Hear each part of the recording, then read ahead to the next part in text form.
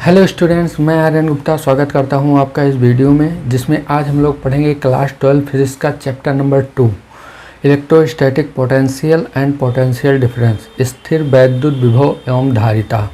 बहुत ही important lesson है, आप लोग बिल्कुल भी स्किप मत कीजिएगा, पूरा देखिएगा। और बच्चों, वीडियो देखने के बाद अगर आप लोग इसका पीडीएफ चाहते हैं तो पीडीएफ आपको हमारे टेलीग्राम चैनल पर मिलेगा, जिसका लिंक मैं नीचे आपको डिस्क्रिप्शन बॉक्स में दे दूंगा। आप वहां से जाके इसका पीडीएफ डाउनलोड कर सकते हैं, जिसका कोई भी चार्ज आपको नहीं देना होगा। बहुत ही इम्पॉर्टेंट वीडियो होने वाली है आज की इस वीडियो में हम दो टॉपिक को क्लियर करेंगे, वैद्युत विभव एवं विभवांतर। बहुत ही इम्पॉर्टेंट टॉपिक है। इन दोनों टॉपिक को क्लियर करके कुछ इम्पॉर्टेंट पॉइंट्स जानेंगे इसके बारे में, जिसकी ज़रूरत हमें आगे डेरिवेशन में होती है। तो बच्चों, चलिए स्टार्ट करते हैं। हम ले चलते हैं आपको अपने स्टडी टेबल पर। आप लोग अपनी कॉपी पेन निकाल लीजिए और हमारे साथ अपनी स्टडी को शुरू कीजिए। चलिए स्टार्ट करते हैं। प्यारे बच्चों, आ गए हम अपने स्टडी टेबल पर। तो आज हम लोग शुरू करने वाले हैं फिजिक्स फर्स्ट का चैप्टर नंबर 2। बच्चों, ये जो मैं पढ़ा रहा हूँ आपको टोटल एनसीईआरटी बुक से पढ़ा रहा हूँ। चैप्टर नंबर 2 जो है स्थिर वैद्युत विभव तथा धारिता, इलेक्ट्रोस्टैटिक पोटेंशियल एंड कैपेसिटेंस। ठीक है, चैप्टर नंबर 2 में जो हमारा पहला टॉपिक रहेगा वो रहेगा वैद्युत विभव व विभवांतर। ठीक है, electric potential and potential difference. ठीक है, तो वैद्युत विभव को पढ़ने से पहले हम लोग पहले ये जानते हैं कि वैद्युत विभवांतर क्या है, क्योंकि फिजिक्स में सबसे पहले आपको वैद्युत विभवांतर के बारे में बताया गया है। तब विभवांतर की सहायता से हम लोग वैद्युत विभव निकालते हैं। ठीक है, तो सबसे पहले हम लोग पढ़ेंगे विभवांतर। विभवांतर को समझने के लिए मैं आपको यहाँ पढ़ा रहा हूँ, बस आप लोग देखिए। आप लोग अपनी कॉपी पेन निकाल लीजिए और हमारे साथ पढ़ना शुरू कीजिए। मैं यहाँ पर समझा रहा हूँ आपको कि विभवांतर क्या है। तो बच्चों, चलिए सबसे पहले समझते हैं कि विभवांतर है क्या। ठीक है, क्योंकि अभी हमने आपको बताया कि फिजिक्स में जो है विभव की परिभाषा ही नहीं है। ठीक है, जो परिभाषा है वो विभवांतर की परिभाषा से ही है, यानी पूरे फिजिक्स में केवल विभवांतर ही आपको मिलेगा। विभव कहीं पर एक अकेला विभव डिफाइन नहीं है, हम विभवांतर की ही परिभाषा से विभव को लेकर आते हैं। ठीक है, तो सबसे पहले हम विभवांतर देखते हैं। विभवांतर क्या है? विभवांतर को समझने के लिए विभवांतर जो होता है वो दो बिंदुओं के बीच का होता है। ठीक है, तो हम मान लेते हैं यहाँ पर दो पॉइंट्स हैं। एक पॉइंट्स हमने यहाँ पर ले लिया और एक पॉइंट्स हमने यहाँ पर ले लिया। इस पॉइंट्स को हमने नाम दे दिया ए, दूसरे पॉइंट्स को हमने नाम दे दिया बी। ठीक है, अब हमें इन दोनों बिंदुओं के बीच का विभवांतर बताना है। तो इसके लिए हम क्या करेंगे, हम यहाँ पर एक परीक्षण आवेश लेते हैं, जिसे हम प्लस क्यू नॉट से दिखाते हैं। ठीक है, धन परीक्षण आवेश होता है। इस परीक्षण आवेश को बिंदु बी से ए तक लेकर आएंगे। ठीक है, इस परीक्षण आवेश को बिंदु बी से बिंदु ए तक लेकर आएंगे। कौन लेकर आएगा? बाह्य बल। ठीक है, कौन लेकर आएगा? बाह्य बल लेके आएगा, एक्सटर्नल फोर्स लेके आएगा, बाह्य बल लेकर आएगा। ठीक है, और बाह्य बल द्वारा जब ये चार्ज लाया जाएगा यहाँ पर, तो बाह्य बल के द्वारा जो कार्य किया जाएगा वो भी क्या होगा? एक्सटर्नल होगा, बाह्य कार्य होगा। ठीक है, तो उस कार्य को अगर हम इस क्यू नॉट से भाग लगा दें तो क्या आएगा? इन दोनों बिंदुओं के बीच का विभवांतर आ जाएगा। ठीक है, अब इसको मैं आप लोगों को डेफिनेशन में लिख के समझाऊंगा कि इसको हम डेफिनेशन में कैसे लिखेंगे। तो यहाँ पर मैं डेफिनेशन अभी लिख दूंगा, लेकिन पहले आप लोग एक बार सुन लीजिए। ठीक है, किसी वैद्युत क्षेत्र में एकांक धन परीक्षण आवेश, इसको क्या बोलते हैं? एकांक धन परीक्षण आवेश, एक यूनिट टेस्ट पॉजिटिव चार्ज है। तो एकांक धन परीक्षण आवेश को बिंदु बी से बिंदु ए तक या किसी एक बिंदु से दूसरे बिंदु तक लाने में बाह्य बल द्वारा जो कार्य किया जाता है वही इन दोनों बिंदुओं के बीच का क्या होता है? विभवांतर होता है। ठीक है ना बच्चों, एक चीज़ इसमें और है, अगर ये दोनों पॉइंट्स आपके वैद्युत क्षेत्र में स्थित हैं और ये प्लस क्यू नॉट यहाँ पर जो है आवेश रखा है, अगर हम मान लें किसी समय इलेक्ट्रिक फील्ड ऐसे है, तो ये जो इलेक्ट्रिक फील्ड है, वैद्युत क्षेत्र जो है, ये इस प्लस आवेश पर अपनी दिशा में बल लगाएगा इधर की ओर। कौन सा बल लगाएगा? प्रतिकर्षण का बल लगाएगा। ठीक है ना, इधर की ओर, या हम कहें वैद्युत बल लगाएगा इधर की ओर। वैद्युत क्षेत्र जो है इस प्लस क्यू नॉट पर अपने क्षेत्र की दिशा में बल लगाएगा। तो हम जब इस आवेश को इधर से इधर लेकर जाएंगे बल के द्वारा, बाह्य बल के द्वारा, तो हमें इस वैद्युत बल के विरुद्ध कुछ क्या करना पड़ेगा, कार्य करना पड़ेगा। बस यही जो वैद्युत बल के विरुद्ध हम लोग ये कार्य कर रहे हैं W एक्सटर्नल, इसी कार्य को हम क्या करेंगे, Q0 से भाग लगा देंगे, तो हमें इन दोनों बिंदुओं के बीच का विभवांतर मिल जाएगा। ठीक है ना। लेकिन इसको हम लोग कैसे निकालते हैं, यहाँ पर देखिए मैं डेफिनेशन लिख देता हूँ, उसके बाद फिर आप लोगों को समझाता हूँ। देखिए बच्चों, मैंने यहाँ पर डेफिनेशन भी लिख दी। क्या है, वैद्युत क्षेत्र में एकांक धन परीक्षण आवेश को एक बिंदु से दूसरे बिंदु तक ले जाने में बाह्य बल द्वारा वैद्युत बल के विरुद्ध किए गए बाह्य कार्य को उन दोनों बिंदुओं के बीच का विभवांतर कहते हैं। ठीक है ना बच्चों, समझ में आया आप लोगों को। जिस भी बिंदु के बीच हमें विभवांतर निकालना होगा, उसके किसी एक बिंदु पर हम क्या करेंगे, धन परीक्षण आवेश को रखेंगे, फिर वहाँ से उसको हम बाह्य बल द्वारा उसको लेकर जाएंगे। उसको ले जाने में जो कार्य होगा, उस कार्य को हम इस धन परीक्षण आवेश से क्या लगाएंगे, भाग लगा देंगे, तो हमें इन दोनों बिंदुओं का विभवांतर मिल जाएगा। तो यहाँ पर लिखेंगे, अर्थात अब देखिए हम यहाँ पर Q0 आवेश को लेकर जा रहे हैं। ठीक है, Q0 आवेश को लेकर जा रहे हैं और Q0 आवेश को ले जाने में कितना कार्य करना पड़ रहा है, W एक्सटर्नल। ठीक है, तो मैं यहाँ पर लिख दे रहा हूँ इसको, Q0 यहाँ पर लिखेंगे, अर्थात Q0 आवेश को ले जाने में कार्य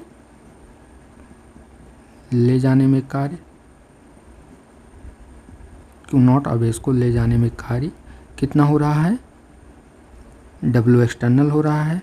कहाँ से कहाँ ले जा रहे हैं, B से A ले जा रहे हैं। ठीक है ना, कहाँ से कहाँ ले जा रहे हैं, B से A। ठीक, इसको ज़रूर लिख लीजिएगा आप लोग, B से A ले जा रहे हैं।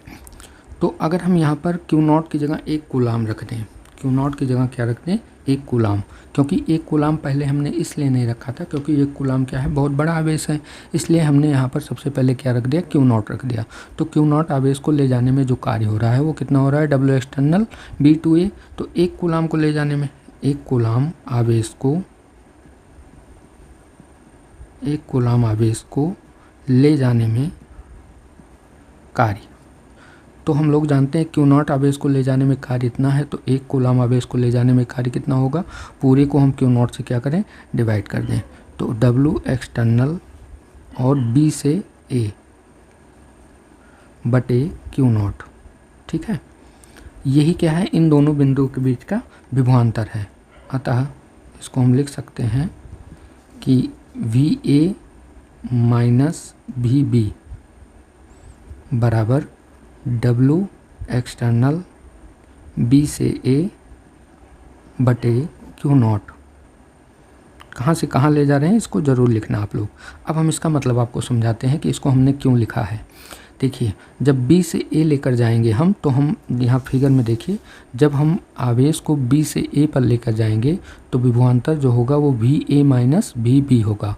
ठीक है, क्योंकि अंतिम माइनस प्रारंभिक लिखते हैं, यहाँ से यहाँ लेकर गए तो यहाँ पर हम लेकर आए हैं, तो ये अंतिम हो गया, और कहाँ से लेकर आए हैं, B से लेकर आए हैं, तो ये प्रारंभिक हो गया। तो अंतिम माइनस प्रारंभिक, तो अंतिम क्या है, VA है, और प्रारंभिक क्या है, VB है। यहाँ से उठा के हम A पर लेकर गए थे, तो ये इन दोनों बिंदुओं के बीच का क्या हो जाएगा, विभवांतर।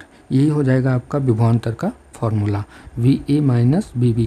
या इसको हम एक रूप में और लिख सकते हैं, या इसको हम लोग लिख सकते हैं डेल्टा V, विभवांतर, दोनों बिंदुओं के बीच के विभव का अंतर है ना, तो इसको हम लोग किससे दिखाते हैं, डेल्टा V से भी दिखाते हैं। तो डेल्टा V बराबर हम लोग लिख सकते हैं W एक्सटर्नल और B से A बटे Q0। ठीक है, ये हो जाएगा हमारा विभवांतर का फॉर्मूला। ठीक है ना बच्चों, समझ में आया आप लोगों को। बस एक चीज़ ध्यान रखना कि अगर हम धन परीक्षण आवेश को B से A पर ले जा रहे हैं तो A माइनस B होगा। अगर हम मान लो A से B लेकर जाएं तो B माइनस A हो जाएगा। बस इतना ध्यान रखना, ठीक है ना, क्योंकि फाइनल माइनस क्या होता है, इनिशियल। ठीक है, अंतिम माइनस प्रारंभिक। ठीक, समझ में आया बच्चों आप लोगों को। ठीक है, अब इसका देखते हैं मात्रक और बीमा देख लेते हैं हम लोग। ठीक है, और इसके बारे में कुछ इंपॉर्टेंट पॉइंट्स हैं, उसको मैं आप लोगों को बताता हूँ। चलिए बच्चों, इसका सबसे पहले मात्रक देखते हैं। तो इसका मात्रक जो होता है वो होता है जूल प्रति कूलाम, क्योंकि विभव बराबर, अभी हमने आपको बताया कि विभवांतर बराबर क्या होता है, ये है कार्य आपका, ठीक है, यहाँ पे दिख रहा है आप लोगों को, ये क्या है, कार्य है, और ये क्या है, आवेश है। तो कार्य बटे आवेश, विभवांतर बराबर कार्य बटे आवेश। तो कार्य का मात्रक क्या होगा, जूल, और आवेश का मात्रक क्या होगा, कूलाम। तो यहाँ पर विभव का जो मात्रक बनेगा वो क्या बनेगा, जूल प्रति कूलाम। ठीक है, तो मैं यहाँ पर लिख दे रहा हूँ, इसका मात्रक होगा जूल प्रति कूलाम, जूल प्रति कूलाम। ठीक है, या इसको हम लोग ऐसे भी लिख सकते हैं शॉर्ट में, जूल प्रति कूलाम, या इसी को क्या कहा जाता है, वोल्ट कहा जाता है। जूल प्रति कूलाम को ही क्या कहा जाता है, वोल्ट कहा जाता है। ये जो मात्रक है ये एसआई यूनिट का मात्रक है। ठीक है, अगर सीजीएस में मान लो मात्रक पूछ ले, ये किसका मात्रक है, एसआई यूनिट का है। ठीक, एसआई यूनिट। अगर सीजीएस में मात्रक पूछ ले तो सीजीएस में मात्रक क्या होगा, सीजीएस में इसका जो मात्रक होता है वो होता है स्टेट वोल्ट। सीजीएस पद्धति में मात्रक जो होता है विभवांतर का वो क्या होता है, स्टेट वोल्ट होता है। ठीक, स्टेट वोल्ट ये किस में होता है, सीजीएस पद्धति में होता है। यहाँ पर लिख दे रहे हैं हम, कहाँ पर होता है, सीजीएस पद्धति में। ठीक, समझ में आया बच्चों आप लोगों को। अब देखते हैं इसकी बीमा, यहाँ पर बीमा देख लेते हैं, इसकी बीमा क्या होती है। तो बीमा हम लोग जानते हैं कि फार्मूले के मात्रक से ही बीमा हम लोग निकाल सकते हैं। तो देखिए यहाँ पर हमने क्या लिखा था, जूल प्रति कूलाम। तो जूल के लिए भी, जूल किसका मात्रक है, कार्य का। तो कार्य की जो बीमा होती है वो होती है mL/2 ये कार्य की बीमा होती है। ठीक है, बटे कूलाम, कूलाम है, कूलाम की बीमा क्या होगी, AT, कूलाम की बीमा क्या होती है, AT। इसको हम लोग ऊपर लेके चले जाएंगे तो यहाँ पे जो हमें बीमा मिलेगी इसकी विभवांतर की क्या मिलेगी, mL/2 और T ऊपर जाएगा तो T-1 है, यहाँ -2 है, मिलके क्या हो जाएगा T-3, और A यहाँ पर 1 है, ऊपर जाएगा तो A इनवर्स बन जाएगा। ठीक है ना, तो इसकी बीमा क्या हो जाएगी, mL/2 T-3 और A की पावर -1। ठीक है ना, समझ में आया बच्चों आप लोगों को। इसकी मात्रक हो गई और बीमा हो गई।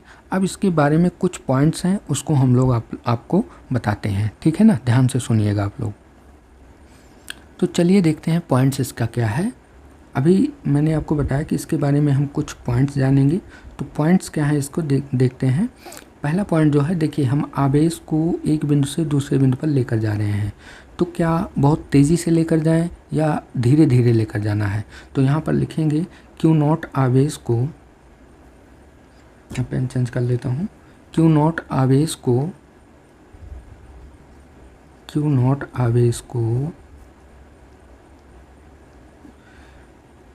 धीरे धीरे लेकर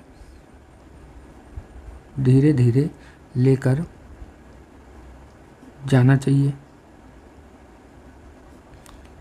धीरे धीरे लेकर जाना चाहिए। ठीक है, क्यों धीरे धीरे लेकर जाना चाहिए, धीरे धीरे अगर लेकर नहीं जाएंगे, तेज़ी से लेकर जाएंगे तो उसकी स्पीड क्या होगी, बढ़ जाएगी, यानी वेलोसिटी, उसकी वेग जो है उसका बढ़ जाएगा। और वेग बढ़ जाएगा तो क्या चेंज हो जाएगी, काइनेटिक एनर्जी चेंज हो जाएगी, जिसे हम गतिज ऊर्जा बोलते हैं। ठीक है ना, तो वेग चेंज होगा और जिससे उसकी गतिज ऊर्जा बदल जाएगी, और गतिज ऊर्जा बदल जाएगी तो विभवांतर दोनों बिंदुओं के बीच का सही नहीं आएगा। ठीक है ना, तो इसलिए Q0 आवेश को धीरे धीरे लेकर जाना चाहिए, जिससे आवेश के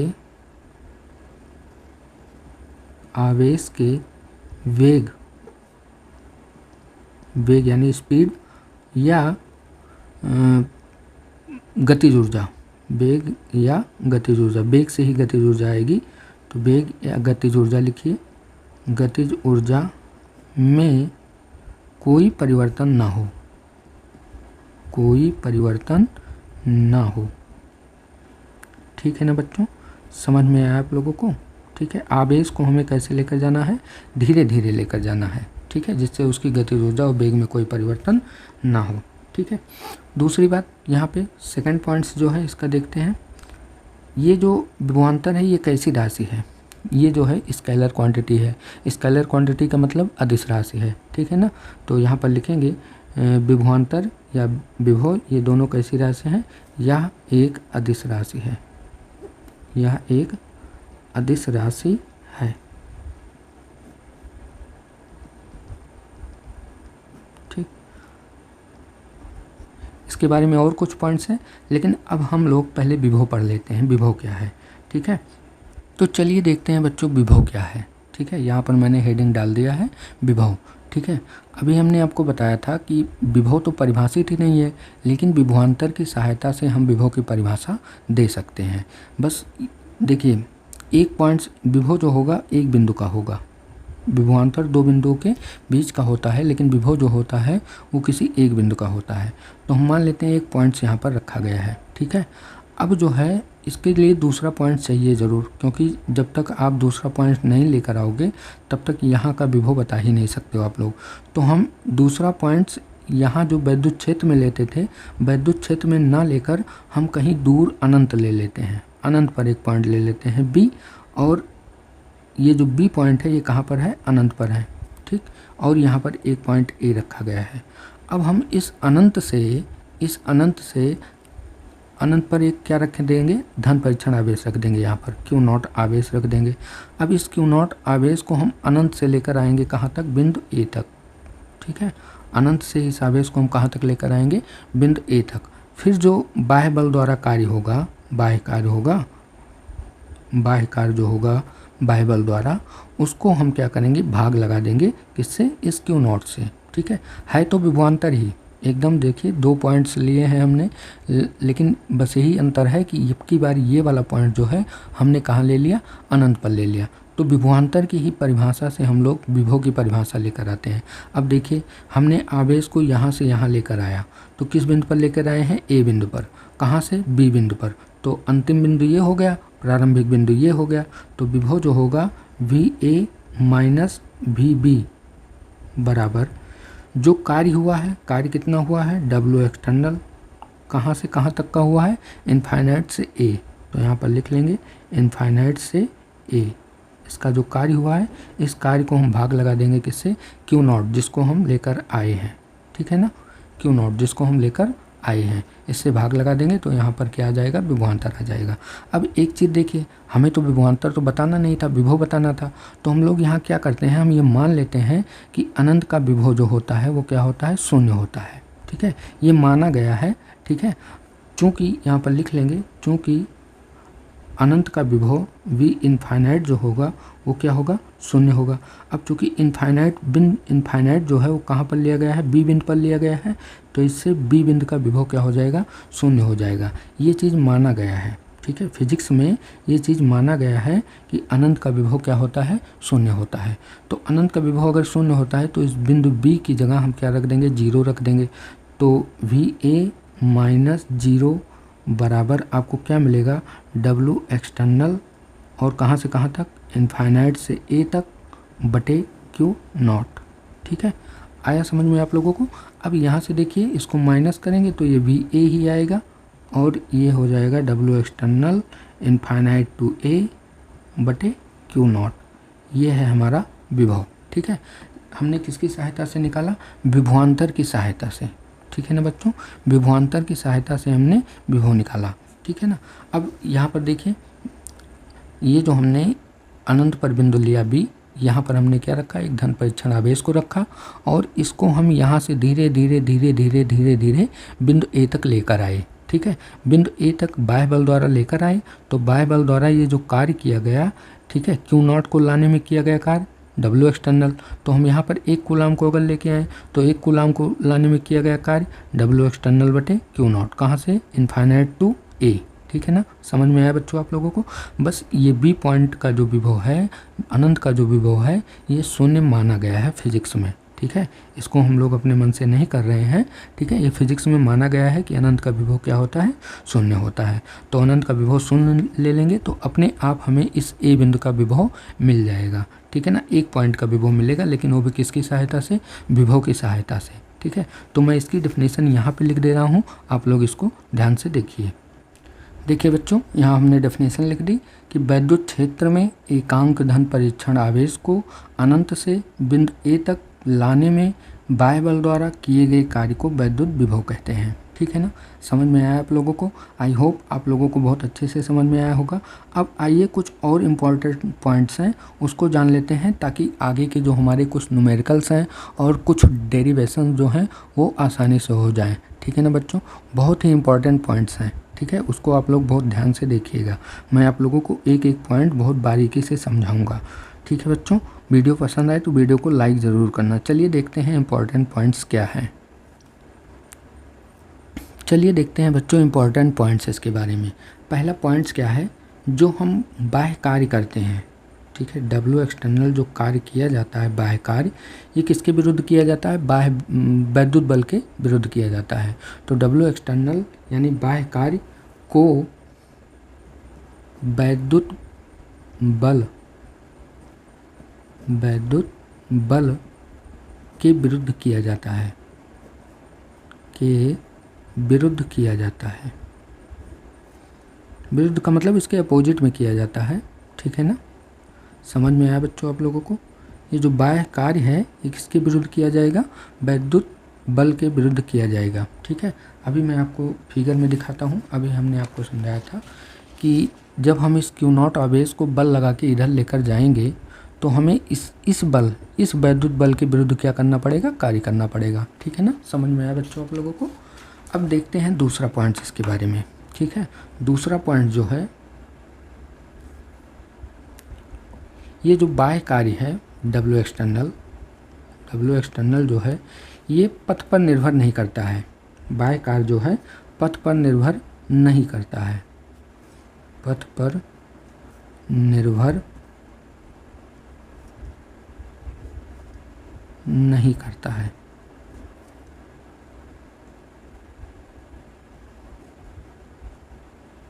ठीक, क्यों नहीं करता है, पथ पर निर्भर क्यों नहीं करता है, क्योंकि ये कार्य जो किया जा रहा है ये किसके द्वारा किया जा रहा है, वैद्युत क्षेत्र के भीतर किया जा रहा है। दूसरी बात, वैद्युत क्षेत्र क्या होता है, संरक्षी होता है, ठीक। तो वैद्युत बल भी क्या होगा, संरक्षी होगा। तो यहाँ हम लोग लिख लेंगे क्योंकि वैद्युत क्षेत्र संरक्षी है, क्योंकि वैद्युत क्षेत्र संरक्षी है,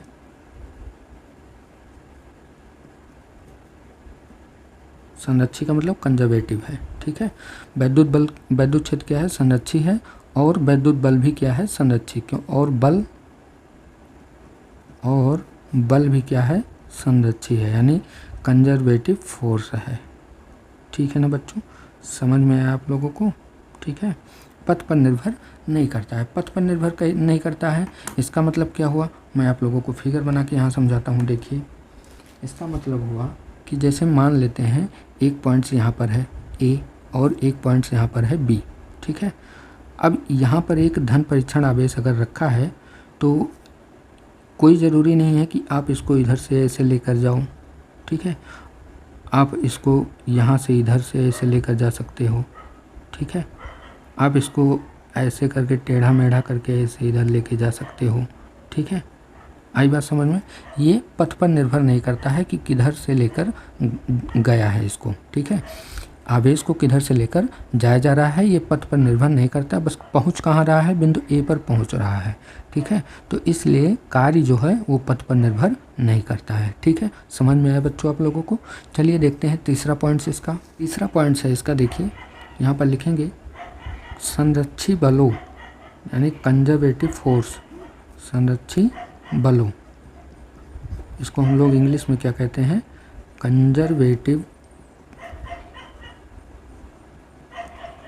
कंजर्वेटिव फोर्स, ठीक है, इसको कंजर्वेटिव फोर्स बोलते हैं।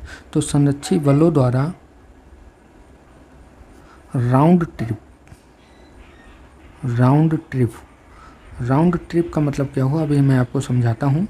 राउंड ट्रिप में किया गया कार्य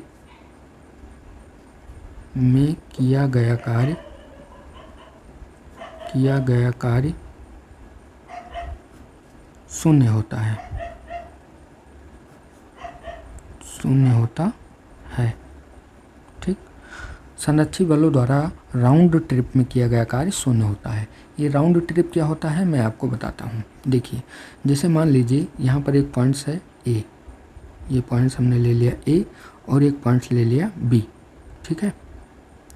अब मान लीजिए आवेश को हम चाहे यहाँ से यहाँ पर लेकर जाएं, यहाँ से ऐसे लेकर जाएं इधर की ओर, तो मान लेते हैं इधर की ओर ले जाने में कार्य जो है वो क्या हो रहा है, डब्ल्यू ए, ठीक है। यहाँ से यहाँ तक ले जाने में कार्य जो हो रहा है वो क्या हो रहा है, डब्ल्यू ए।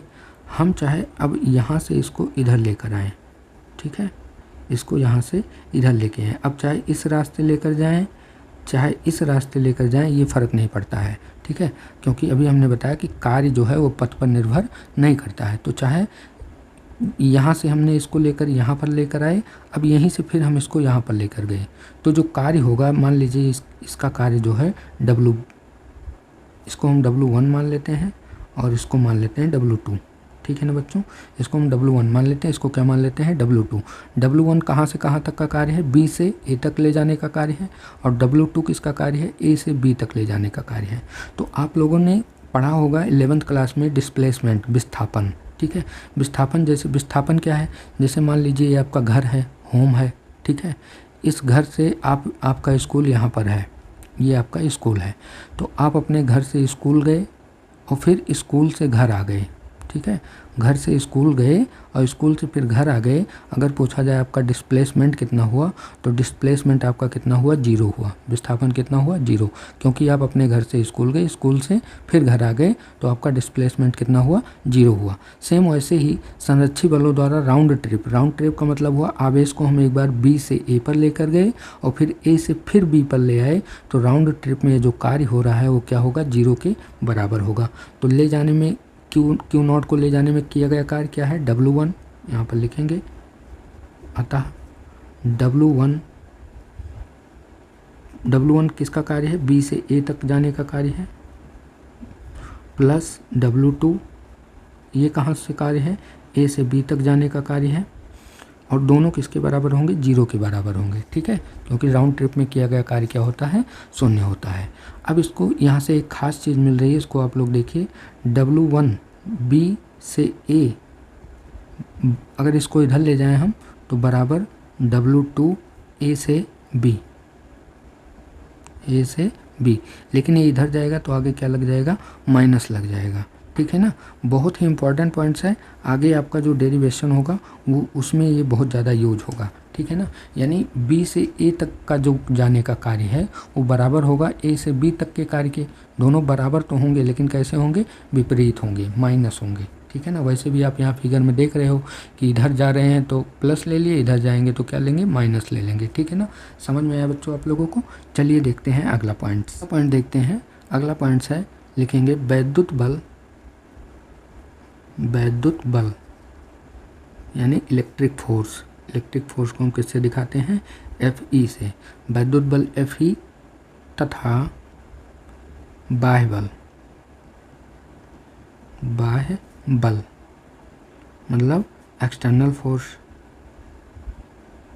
ये दोनों आपस में सदैव क्या होते हैं, बराबर होते हैं। वैद्युत बल Fe तथा बाह्य बल F एक्सटर्नल सदैव बराबर व विपरीत दिशाओं में होते हैं, ठीक है। बराबर तो होते ही हैं परंतु कैसे, विपरीत दिशाओं में होते हैं।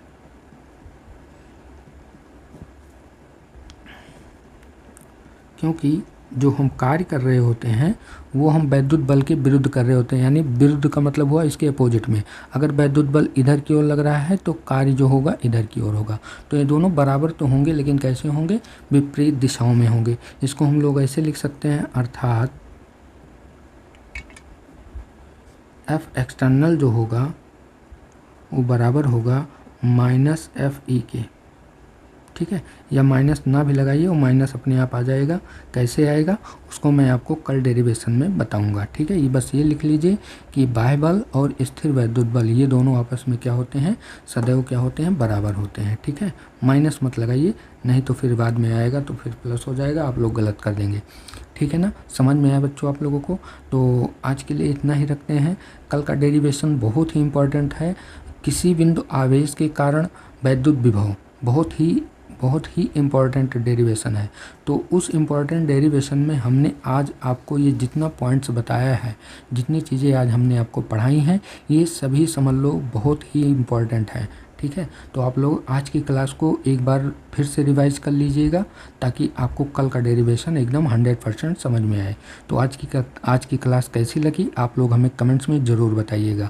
बाकी इस क्लास का अगर आप लोग PDF चाहते हैं, जैसे मैंने लिखा है, इसको आप लोग अगर ऐसे लेना चाहते हैं तो आप हमारे टेलीग्राम चैनल को ज्वाइन कर लीजिए, जिसका लिंक मैं नीचे आपको डिस्क्रिप्शन बॉक्स में दे दूंगा। आप वहां से जाके टेलीग्राम चैनल को ज्वाइन कर लीजिएगा और वहीं पर इसका PDF आप लोगों को मिल जाएगा। ठीक है बच्चों, आप लोग अच्छे से रिवाइज कर लीजिएगा और एग्ज़ाम में सेम टू सेम जैसे मैंने लिखा है ऐसे आप लोग सेम टू सेम लिख के आइए, पूरा नंबर मिलेगा, 100% नंबर पूरा मिलेगा। ठीक है ना बच्चों, उसमें डरने की कोई ज़रूरत नहीं है। समझ में आया? तो आज के लिए इतना ही रखते हैं, मिलते हैं कल की क्लास में। तब तक के लिए पढ़ते रहिए, मस्त रहिए। जय हिंद, जय भारत।